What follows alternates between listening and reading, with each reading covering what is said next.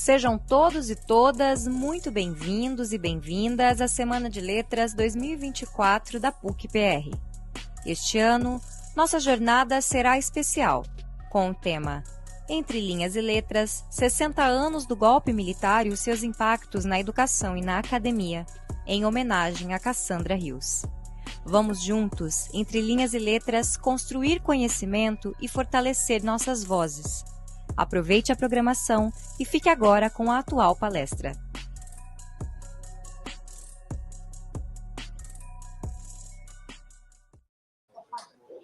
Bom dia, gente. Tudo bem? Eu me chamo Luísa, sou do sexto período de letras. A gente está aqui hoje com a professora doutora Raimunda Batista. Ela é formada em letras pela Universidade Estadual de Campina Grande, na Paraíba. Tem mestrado em literatura brasileira e doutorado em literatura brasileira pela USP. Pós-doutorado em literatura de cordel em Paris. Professora aposentada da UEL, Sistema de Folclore, Cultura Popular e Cultura Brasileira. Hoje ela vai conversar com a gente um pouquinho sobre os estudantes e a ditadura, história e histórias. Agora eu passo a palavra para a professora Raimunda. Muito obrigada por participar. Obrigada. Bom dia a todos e todas. Meu nome é Raimunda, como a Luísa falou certinho. Eu sou de Campina Grande, na Paraíba, e é uma das coisas que mais me orgulham no meu currículo. Sou nordestina com muito orgulho e com muita honra, e estou aqui para discutir, tentar mostrar um pouco para vocês como foi essa época, que foi uma época de grande insatisfação, para dizer o mínimo, não é? E de muito sofrimento para todos, para toda a população brasileira. Eu queria agradecer ao Centro Acadêmico, eu adorei o nome, Conceição Evaristo, uma das minhas escritoras prediletas. Gostei muito, achei fantástico. Quero agradecer o convite à Luísa e aos estudantes que estão empenhados nesse trabalho. E eu queria falar para vocês, eu coloquei o título Histórias, porque é o resultado da minha vivência acadêmica durante o período da ditadura.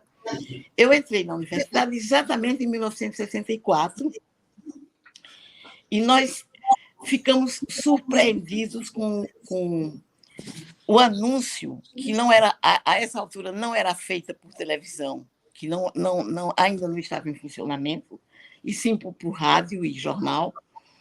E para nós foi inacreditável, inclusive em alguns momentos funcionou até como se fosse piada, porque são duas datas prováveis do início da ditadura militar no Brasil, 31 de março e 1º de abril. Então, as pessoas achavam que era brincadeira de 1º de abril. É claro que depois a gente foi ver que a brincadeira era da maior perversidade que a gente teve notícia na história, depois após o sofrimento que foi infligido aos nossos habitantes originários e aos escravos que vieram depois. Então, funcionou num primeiro momento como se fosse algo irreal. E nós tivemos notícia disso através de rádio, então era uma notícia bastante precária. O meu neto, um dos meus netos dizia o seguinte: vovó, como que vocês viviam num mundo onde não tinha internet?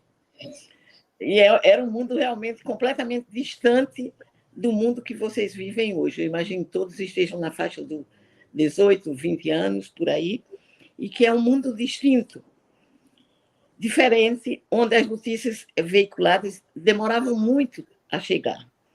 Bom, em Campina Grande, nós fomos ter acesso à televisão em 1963, por obra e graça de um paraibano de Areia, chamado Assis Chateaubriand, que foi assim, um grande idealizador da televisão brasileira, e, coincidentemente, reza a lenda que o dia da inauguração da TV Tupi em Campina Grande foi o mesmo dia da inauguração da TV Tupi em Londrina, no Paraná. Claro que eu nunca tive comprovação disso, então eu estou dando essa notícia muito, digamos, muito à vontade, porque não sei se ela é verdadeira. mas a televisão só chega 2 ou 3 anos depois a Campina Grande. E, assim mesmo, os programas todos censurados, não existia possibilidade da gente saber a notícia como realmente ela se dava.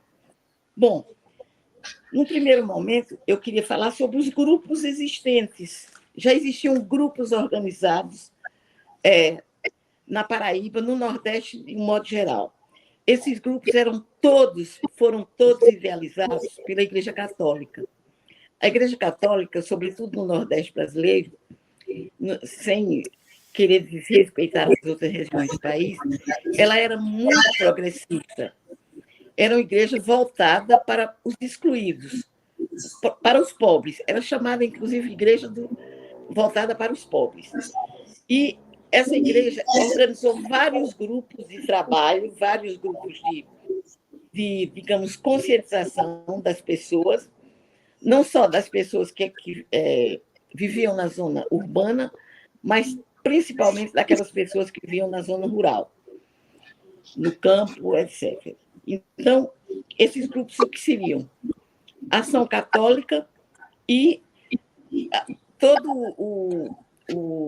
todas as vogais do alfabeto. Existia JAC, Juventude Agrária Católica, JEC, Juventude Estudantil Católica, do qual eu participei no que vocês hoje chamam de ensino médio, JOC, JIC, Juventude Industriária, me parece, voltada para os empregados da indústria, JOC, Juventude Operária, e JUC, Juventude Universitária. Eu participei, num primeiro momento, do movimento de ação católica, um movimento voltado para a Igreja Católica, onde nós estudávamos trechos da Bíblia, evidentemente, e onde nós estudávamos também a situação do homem brasileiro, de um modo geral, a situação de pobreza, a situação de miséria em que o homem vivia, sobretudo o homem residente vivendo na região Nordeste. E quando eu entrei no ensino médio, se vocês quiserem interromper, podem interromper, não tem problema. Quando eu entrei no ensino médio, eu fiz parte da JEC, que é Juventude Estudantil, era só do ensino médio, e na universidade eu fui convidada para fazer parte da JUC. No mundo acadêmico, nós éramos organizados em diretórios acadêmicos. Vocês chamam hoje centro acadêmico e é a mesma coisa. Eu fui presidente do centro acadêmico da minha universidade ligada à igreja. Não chamava PUC na época, mas era ligada à Igreja Católica. Então, na JUC e nos diretórios acadêmicos, nós continuávamos as nossas discussões sobre o que havia de possibilidade de mudança na região onde nós vivíamos. Claro que, quando entra 1964, com o advento do golpe militar, essas reuniões passaram a ser clandestinas. Por que clandestinas? Porque os estudantes foram, num determinado momento, o primeiro alvo dos ditadores, o primeiro alvo da ditadura militar. Por quê? Porque os estudantes iam às ruas, os estudantes faziam greve, nós participamos de muitas greves em vários momentos da vida estudantil, aumento de anuidade, a própria mudança do estímulo, do projeto de ensino, que foi comprado na época pelo Brasil, pelo MEC, e que se chamou MEC USAID, que vocês certamente podem ter ouvido falar. Um projeto de estudo que existia nos Estados Unidos e que nos Estados Unidos eles não usavam mais, ele estava completamente defasado, eles venderam para o Brasil. Então, os protestos eram muitos e os estudantes eram mais arrojados. Assim. Nós íamos às ruas, a polícia ia muito atrás de nós e nós jogávamos pedra. Era um pouco, digamos, idealista demais, achar que ia combater um corpo policial com pedra, né? Com pedrinha encontrada na rua. Então, o mundo estudantil foi um mundo muito visado, era um mundo muito, digamos, muito perseguido. Nós tivemos greves assim imensas, greves de parar realmente as universidades existentes. Existia a Universidade Estadual, onde eu estudei, e a Universidade Federal. Então, nós nos uníamos às duas universidades. Em Campina Grande, hoje, são 4 universidades públicas, mas na época só existiam 2. Nós nos uníamos em greve para pedir melhoria de ensino, para combater a ditadura vigente. Aí começa uma coisa que vocês certamente ouviram em algum documentário, que são as perseguições aos estudantes, né? Essas greves geraram perseguição aos estudantes, até porque, mesmo que os encontros fossem clandestinos, a participação nas greves não era extremamente aberta, todo mundo sabia quem era todo mundo, os jornais noticiavam, as fotografias também denunciavam. Então, a perseguição começa a se tornar mais dolorosa para os estudantes. Eu posso até contar alguns exemplos, eu tenho vários, mas eu não vou me delongar nos exemplos, de um amigo nosso que era do movimento estudantil e que foi preso e que, após ter sido solto, eu pude encontrá-lo. Ele tinha sido... A tortura dele, ele disse, olha, minha tortura eu não desejo nem para o pior inimigo, nem para os ditadores eu desejo. Eles esmurravam a boca e ele perdeu todos os dentes. Quando eu vi, ele tinha 20 anos e ele estava usando dentadura postiça. Ele perdeu todos os dentes de soco. A segunda tortura grave que ele sofreu, ele ficou preso no Recife. Eles levavam para o quartel em Recife, os presos, os presidiários. A segunda tortura dele foi... levavam vendado. Ele disse, olha, Raimunda, não dá para saber onde eu estava, que rua era. Pelo tempo que eu andei, ele imagina que fosse a Conde da Boa Vista, que é uma avenida muito grande que existe em Recife. E eles levaram para o lugar, tiraram a venda e eles viravam o preso, esse meu amigo, no caso, de ponta cabeça, dentro de uma fossa. Eu não sei se vocês sabem o que é, aquelas fossas que existiam antigamente nos fundos das casas. E virava e depois subia e perguntava, conhece não sei quem, conhece... Enfim, fazia um interrogatório. Ele disse que é um negócio tão violento que ele disse que, olha, Raimunda, numa situação dessa, a gente denuncia a mãe, o pai, a avó e até o bisavô, de tão sofrido que é. Ele,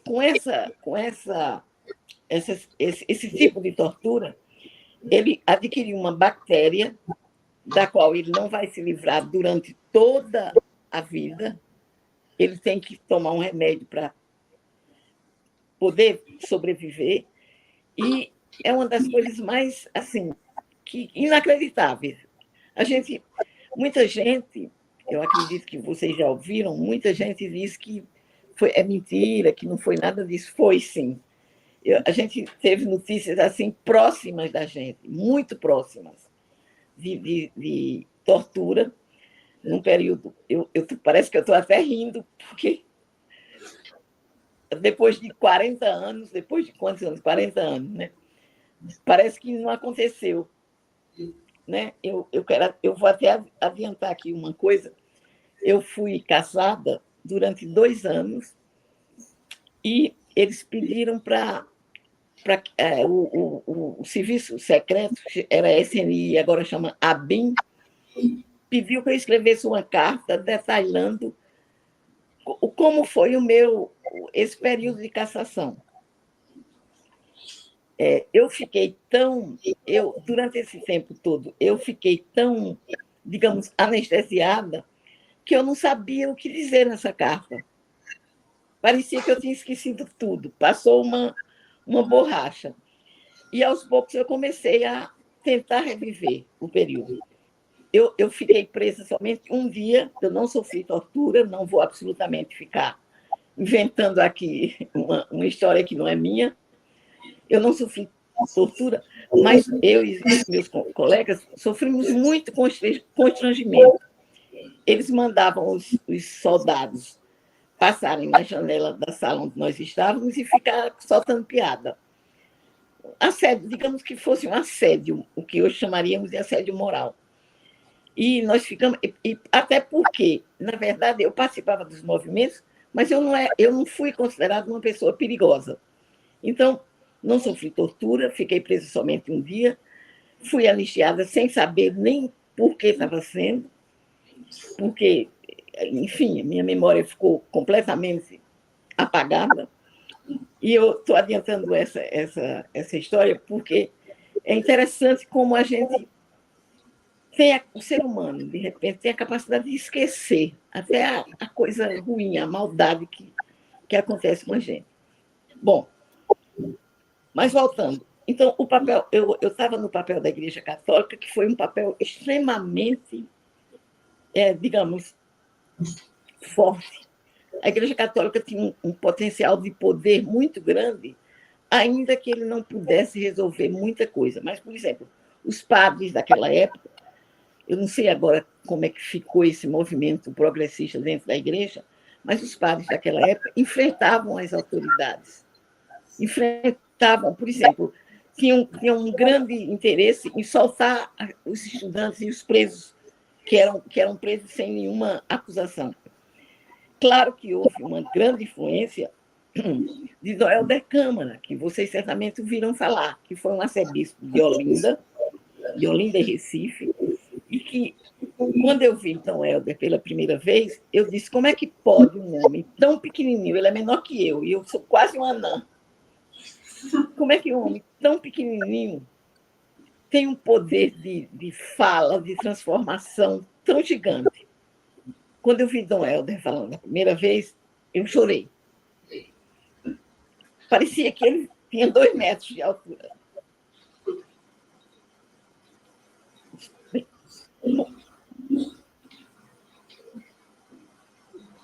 Então, a Igreja Católica...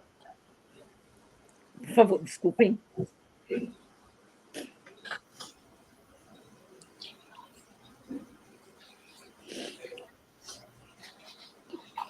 Teve um papel muito... Fica à vontade. Muito... Não, tudo bem. Teve um papel muito importante na formação dos jovens. Dentro da própria igreja, os grupos se organizaram. E, além dos grupos de estudantes... Só um minuto.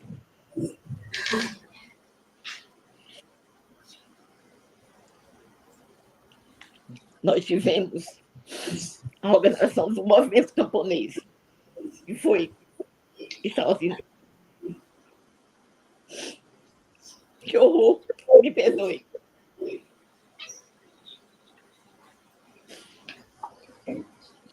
Se quiser tomar uma água, fique à vontade, dona Raimunda. Tudo bem. Daqui a pouco eu retorno com a minha voz habitual. Bom, então a Igreja Católica teve essa coragem, não é, de enfrentou muitos militares, por exemplo, no Recife. Dom Helder Câmara foi assim fundamental nessa participação. E os movimentos também se estenderam à área camponesa. Os camponeses eram muito, digamos, muito prejudicados, até hoje ainda são. Eles trabalhavam para os senhores, para os patrões, e eles viviam em situação de absoluta miséria, não é? Então, a igreja, eu posso dizer que o papel da igreja foi importantíssimo nessa época. Eu não estou autorizada a dizer que a igreja está fazendo alguma coisa atualmente. Até porque eu não sei se está realmente, eu não estou acompanhando isso muito bem. Mas a igreja sempre teve um papel nessa época fundamental.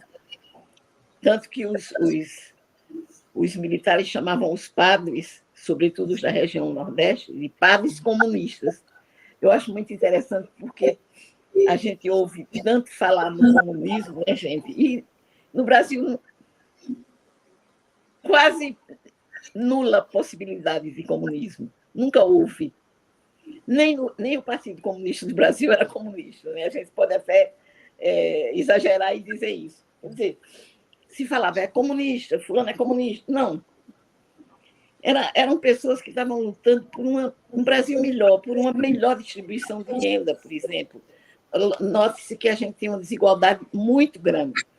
A gente ou é muito rico ou é muito pobre. Significa que alguma coisa não está funcionando bem aí, né? Não está errado. Eu conheci outros países, por exemplo, entre aspas, socialistas, que não são exatamente países socialistas, mas que a distribuição de renda se dá de uma forma mais justa, mais, entre aspas, também mais humana. E é o que não acontece, por exemplo, entre nós aqui na América Latina, caso Brasil. Quer dizer, uma grande população vivendo na completa miséria e uma população usufruindo da miséria desses pobres.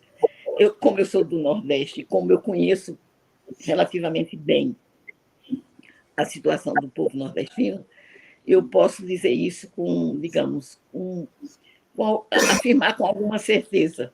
Não a certeza absoluta, porque certeza absoluta não existe.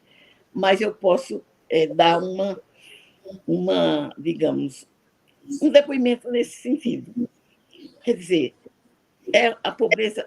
Eu imagino que vocês todos aqui, aí em Curitiba, no Paraná, que é um estado rico, nós sabemos, os 3 estados do Sul são os estados mais. A exceção agora do Rio Grande do Sul, por conta de uma catástrofe inesperada, mas vocês não têm ideia de como é a pobreza no Nordeste brasileiro. Quer dizer, é uma situação tão surreal que eu acho que nenhum cineasta é capaz de captar. Se bem que Nelson Pereira dos Santos fez um filme muito interessante, se vocês puderem ver nessas plataformas de streaming, Vidas Secas, Nelson Pereira dos Santos. É um filme antigo e que, de uma certa maneira, retrata essa miséria da população nordestina, que, de uma maneira ou outra, permanece. Ainda está em vias de melhorar. Teve algumas melhoras, mas a situação de pobreza continua. Bom, então, quais são as histórias dos estudantes nessa época? Participação nos grupos organizados, quais sejam diretório acadêmico, greves e os protestos contra MEC-USAID, MEC-USAID, como nós falávamos, ir às ruas, lutar para uma melhoria, correr da polícia, a gente correu bastante, né? Nessa época eu tinha bastante perna para correr, agora se for para correr eu caio no primeiro obstáculo. E os engajamentos políticos. Os engajamentos políticos, como eu falei anteriormente, se deram a partir da ação católica e a partir dos movimentos de JEC, JUC, etc., que depois virou uma corrente chamada Ação Popular, que naturalmente nós íamos nos engajando. Ação Popular, que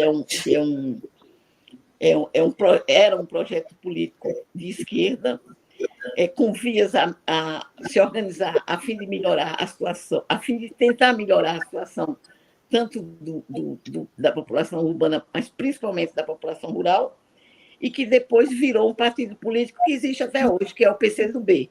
Certamente vocês já escutaram falar. Então, isso que eu estou falando é um panorama bem geral daquilo que foi a ditadura. E de como nós nos organizávamos por exemplo, na parte artística, na parte cultural, na parte, enfim, na cultura de um modo geral. Isso também começou a ser muito censurado. Havia censura nos jornais, então as notícias que nós tínhamos eram truncadas. Não era toda peça de teatro que era aprovada pela censura. A música também foi um movimento de grande mudança na MPB, na música popular brasileira. Então, quem surgiu nessa época? Chico Buarque, Caetano Veloso, Gilberto Gil, os Mutantes.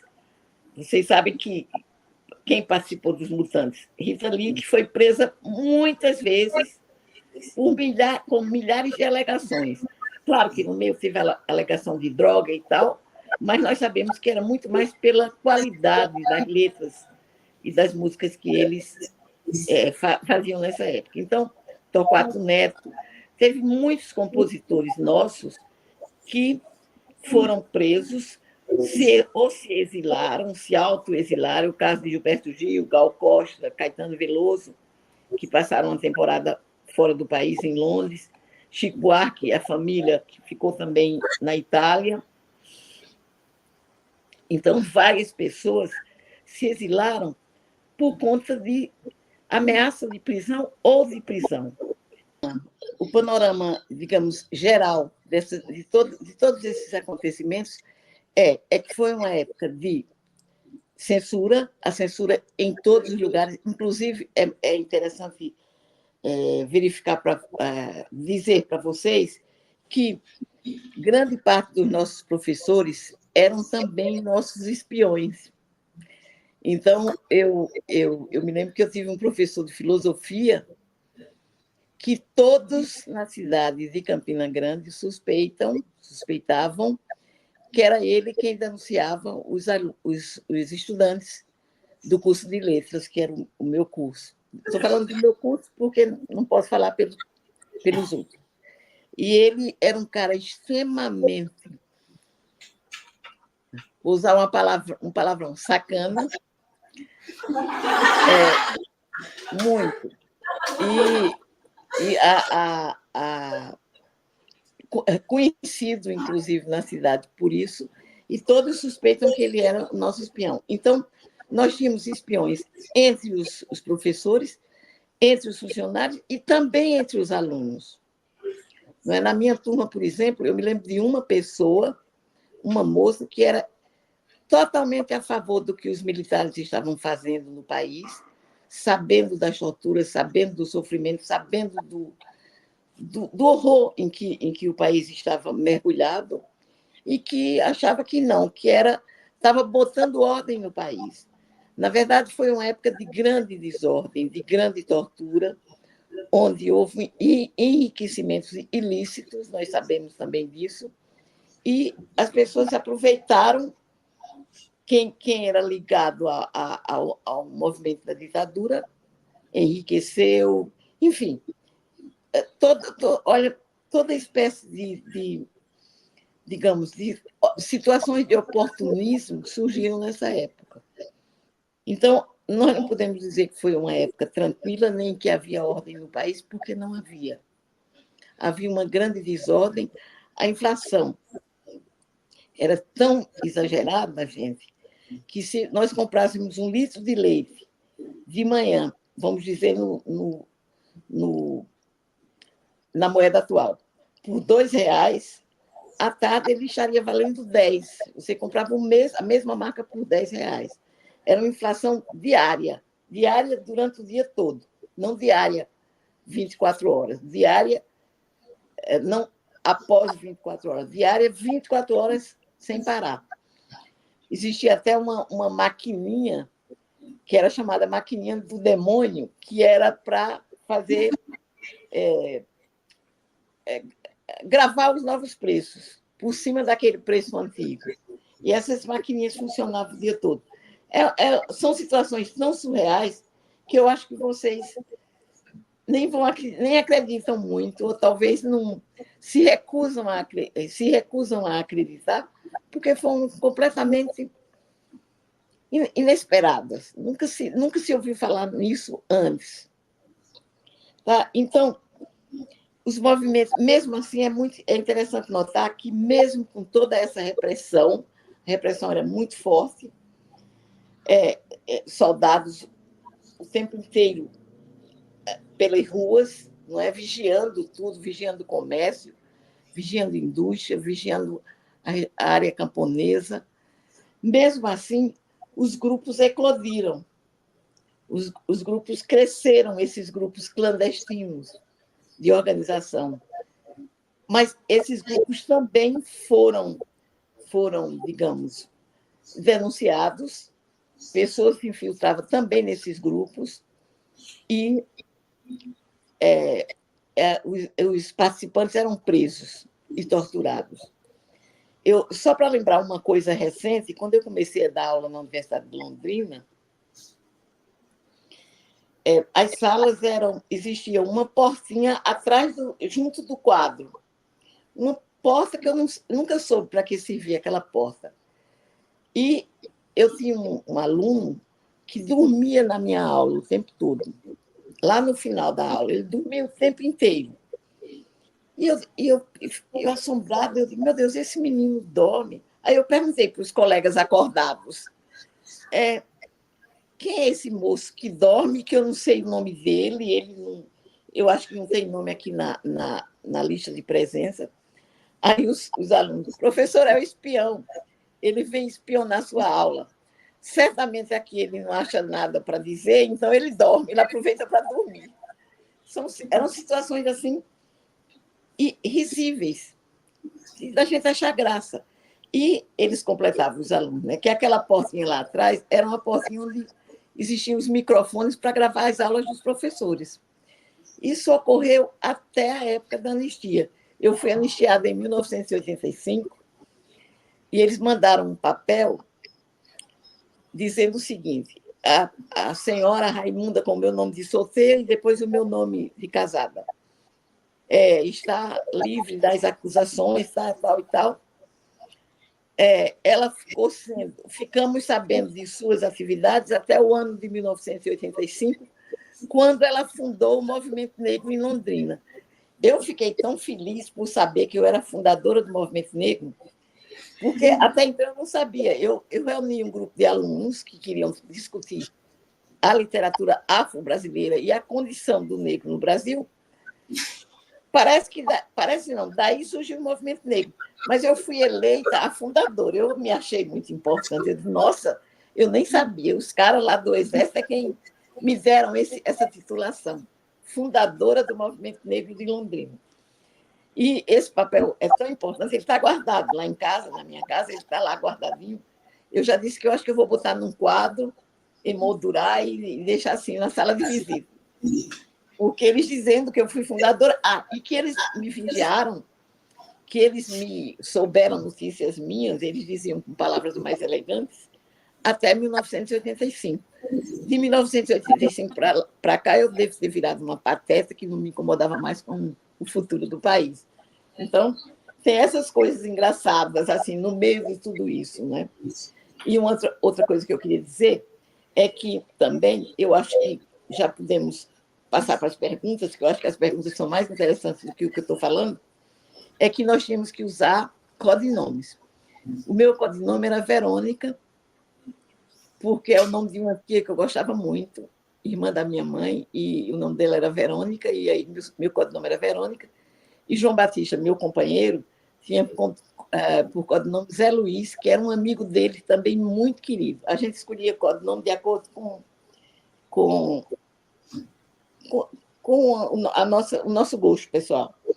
E esse codinome eu era conhecida somente pelo codinome de Verônica, pelos grupos aos quais eu participava, para que a identidade pessoal não fosse revelada. Por exemplo, esse moço que teve os dentes quebrados, ele sabia o meu nome pessoal. Ele disse, olha, Raimunda, eles me perguntaram se eu conhecia uma Verônica, e eu disse que não, porque eu não sabia que Verônica era você. Se fosse, é provável que eu tivesse dito. Não é Verônica, é Raimunda. Então, são essas as experiências. Eu não sei se eu falei tudo o que deveria, o que poderia, e se vocês, enfim, Se ficou dúvidas, podem tirar as dúvidas comigo, não tem nenhum problema. Se eu souber, eu respondo. Opa, peraí. Deixa eu pegar a câmera ali. Tá, um segundo. Ok. Você me escuta se eu falar assim? Escuto perfeitamente. Nós temos já uma dúvida. Diz o seguinte: de que maneira o movimento estudantil impactou e trouxe mudanças durante o período ditatorial? Olha, não podemos dizer que aconteceram muitas mudanças, mas algumas mudanças foram importantes. Por exemplo, professores que não davam aula, acontecia, gente. Entrava, fazia chamada e era isso mesmo. Redução de algumas anuidades, de algumas mensalidades, no caso era mensalidade, e só não poder. A única coisa assim, importante que a gente não pôde lutar contra foi o movimento MEC USAID, que não tenho certeza absoluta, e vocês vão me perdoar, mas me parece que foi implantado e ficou. Mas a gente conseguiu algumas mudanças substanciais junto aos reitores, não é? Reitores que estavam perseguindo o aluno, a gente conseguiu denunciar publicamente isso aí. Algumas denúncias saíam, até porque a gente também tinha uma não era uma imprensa paralela, mas a gente fazia uns panfletos meu Deus do céu, vocês nem conhecem. É um procedimento muito, muito pré-histórico para vocês, que era aquelas máquinas Ai, Jesus, esqueci agora o nome. Que tinha um cheiro horrível de álcool, a gente saía fedendo a álcool. Se alguém souber aí, depois me ajuda. É que você é jovem, dona Raimunda. Hã? É que você é jovem, por isso. Nada, é que eu estou velhinha demais. Mas a gente imprimia panfletos, folhetos e notícias daquilo que a gente recebia dos jornais de Rio e São Paulo. Recebemos a visita de vários estudantes do Rio de Janeiro, vários estudantes de São Paulo. O presidente da UNE, da União Nacional dos Estudantes, tivemos o grande prazer de receber. Ele foi depois assassinado pela ditadura, o presidente da UNE, né, na época, e ele foi capa da revista Realidade, uma revista muito importante que saía aqui no país, e ele esteve em Campina Grande falando da situação no Rio e em São Paulo. Ele era do Rio, mas, claro, Rio e São Paulo, mais próximos, as notícias circulavam mais, digamos, mais rapidamente. Então, a gente tinha notícias de pessoas que podiam se deslocar, mas a imprensa local era totalmente censurada. Não havia. Às vezes, no local da matéria, eles colocavam receita de frango à milanesa, ou frango a passarinho, ou sei lá o quê, receita de bolo, e porque a notícia havia sido censurada, então eles tinham que colocar esse tipo de coisa. Ou páginas em branco, também, ficavam páginas em branco. Temos várias perguntas. Opa, perdão, continue. Eu não sei se eu respondi a questão. Vamos seguir, então. A gente tem várias perguntas bem interessantes. Eu vou fazer uma seleção aqui, até por conta do nosso tempo, né? E a próxima pergunta é o seguinte: de que forma a censura e a repressão afetaram nos estudos dentro da universidade? Houve mudanças no currículo e o controle dos professores? Olha, afetou profundamente. Até porque, por exemplo, os professores mais progressistas, de uma certa maneira, tentavam passar o seu conteúdo como deveria ser. Agora, os professores engajados com a ditadura realmente eram... Gente, eu acho horrível dizer isso, porque eu fui professora a minha vida inteira, e a coisa que eu mais amei na minha vida, e mais amo ainda, é ser professora. Mas muitos professores não só obedeciam às ordens dos comandos militares, como até gozavam na cara dos estudantes. Então, era uma coisa horrível. Foi nessa época que foi criada uma disciplina chamada Moral e Cívica, que era uma disciplina completamente espúria. A gente tinha que aprender o hino nacional, que era uma coisa que todos nós sabíamos, nós cantávamos o hino nacional, que, aliás, é um hino muito bonito, hasteamento da bandeira, um monte de coisas assim, extremamente, digamos, eu nem sei, a palavra me foge, mas estabeleceu-se que o mundo tinha que ter isso, moral e civilidade, não é? No caso, moral e cívica, disciplina. Olha, só para ter uma ideia, eu queria falar para vocês. Quando eu estava fazendo o mestrado, nós ainda tínhamos essa disciplina, que era a Organização Social e Política do Brasil, se eu não me engano. E a gente era obrigada a frequentar as aulas na Universidade de São Paulo, onde eu fiz o mestrado e o doutorado, e fazer um trabalho de relatório final. Eu frequentei as aulas, cada semana, era por semana, era uma manhã inteira de aula, era um professor que dava uma conferência, digamos. Nós éramos obrigados a frequentar e, no final, fazer um relatório. Quem corrigiu o meu relatório, eu tive a sorte de fazer um relatório e cair na mão de um professor chamado Egon Schaden, que é um antropólogo, era um antropólogo da USP.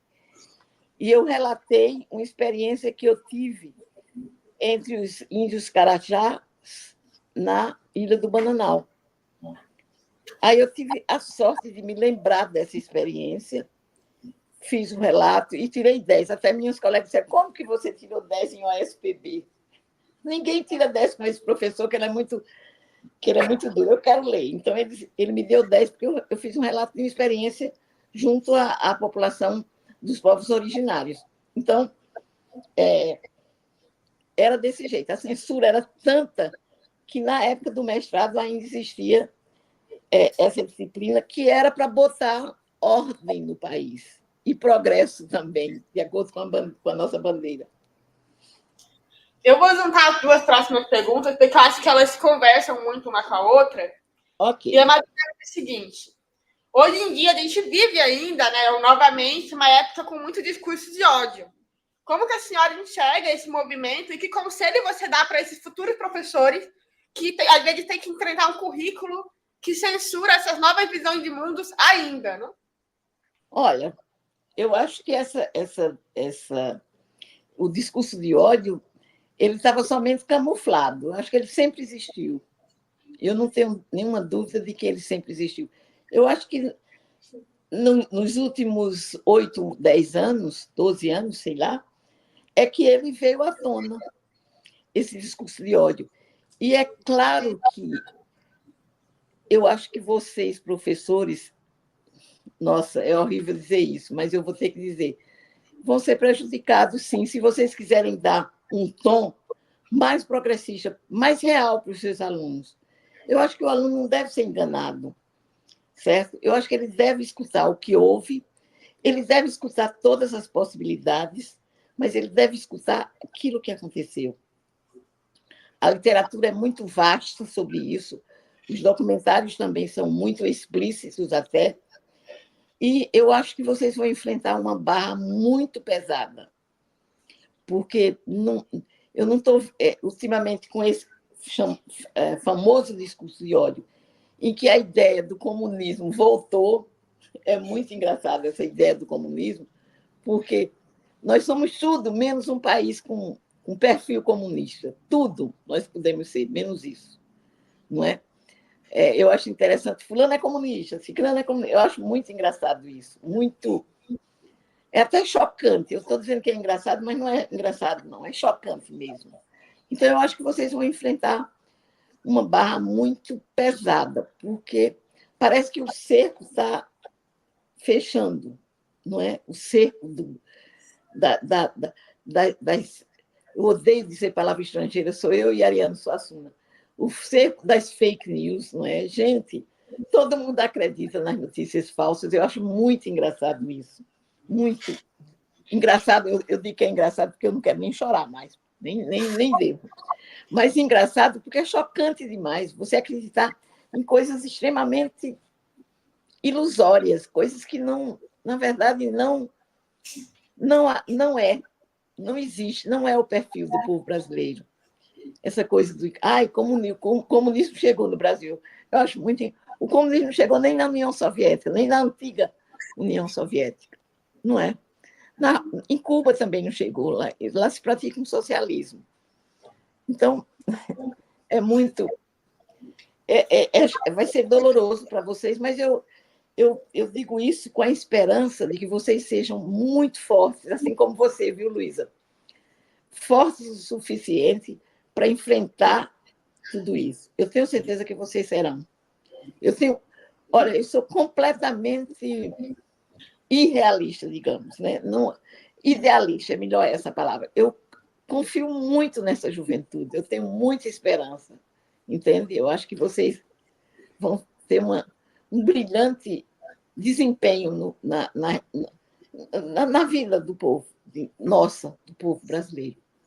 Isso sem querer ser demagoga, porque parece até discurso de político demagogo, mas eu tenho muita esperança.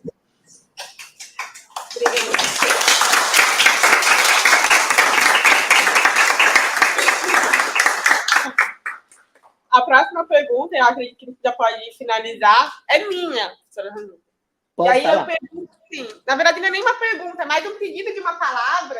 Enquanto estudante, a gente está aqui na PUC, enquanto agente acadêmico, né, o diretório, que palavra você pode passar para a gente para que a gente possa continuar resistindo, né, a essas novas, ou a continuação desses discursos que acontecem? Que nós temos que ser fortes, como a senhora disse. Como que nós podemos fazer isso, né?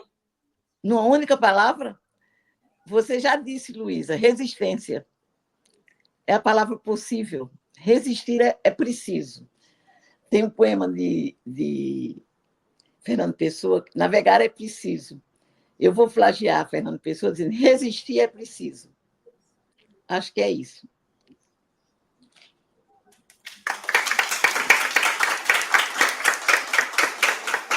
Obrigada. Muito obrigada. A gente se agradece a sua presença. Acho que todos nós aqui ficamos muito emocionados hoje com a sua fala. E você sempre tão carismática, trazendo essa alegria e uma forma clara de explicar tudo o que aconteceu por meio da sua vivência, por meio dos dados que você trouxe para a gente. Eu sou imensamente feliz de que você ter topado o convite. Eu vou falar um pouquinho agora, porque eu gosto, né? A gente convive com a dona Raimunda, ela foi uma inspiração assim, para eu entrar para o curso de letras. Sempre que a gente se encontra, ninguém larga a gente, porque é só as duas falando do curso de letras, tá? A duplinha insuportável falando de literatura e linguística o tempo inteiro. Então, foi muito especial para mim, acredito que o centro acadêmico também, ter você hoje aqui com a gente, mesmo que seja aí de Cascavel. A gente pede desculpa pelo transtorno, né, durante a transmissão com o nosso som, mas acho que é isso, a gente fica um agradecimento sincero mesmo pela. Eu só faço uma objeção, Luísa, nada de dona. Eu não sou, ninguém é dono de ninguém. Então é Raimunda para vocês todos aí, tá bom? E eu estou muito feliz, eu estou muito agradecida também de ter participado dessa plateia tão seleta e tão gentil. Agradeço muitíssimo, foi muito bom.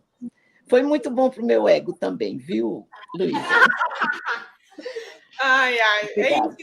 Eu acredito que a gente possa ter mais oportunidade no futuro de trazer a dona Raimunda novamente para falar sobre cultura e folclore, que a senhorita. Sim, sem incluir literatura de cordel, folclore, que é o meu xodó.